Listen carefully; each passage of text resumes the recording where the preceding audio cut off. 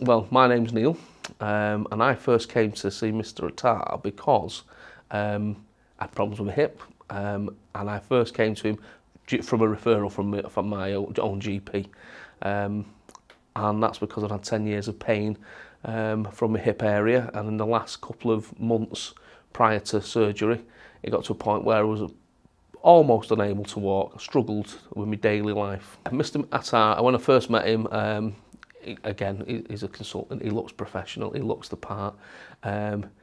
He was just everything you'd expect from a professional person.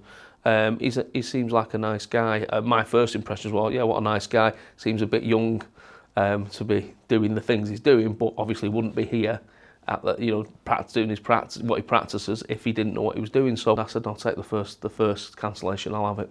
So a couple of weeks later, I got a cancellation. So it was great. Came in, and I had a chest infection, which put doubts on whether they'd do my operation. So they gave me some steroids and antibiotics. Got it cleared up in 3 days, which was great. Then I came back in. They admitted me. Took me some blood pressure and blood samples and all the other bits, pre-op stuff. And then Mr. Attar came to see me and the anaesthetist. And I said, right, so we're going ahead with it. He said, oh yeah, we're going ahead with it.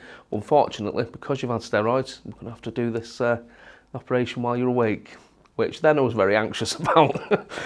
What do you mean awake? So he said, well, we'll give you an epidural and a sedative, but, you will be awake, you will hear everything, you'll be conscious of everything, and so on and so on. So I said, oh, okay. I'd had general anaesthetic before, so I wasn't worried about the operation, but being awake I was a bit anxious. I came round in recovery, and the first thing I immediately noticed was, wow, I had no pain in my hip. In the actual hip joint, there was no pain. In the area where they worked, it felt numb, as it would, but there was no pain. A couple of days later on the ward, I think I was up on my feet with my crutches 2 days, just round the room on my crutches.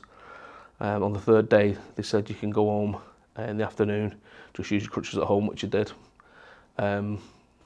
I did that, and I remember getting home thinking, I don't need these crutches, because from my position was, well, I'm in no pain now, because that was the biggest thing for me, no pain. 10 years I've been in pain with my hip, and in agony for the last couple of months, to having no pain whatsoever.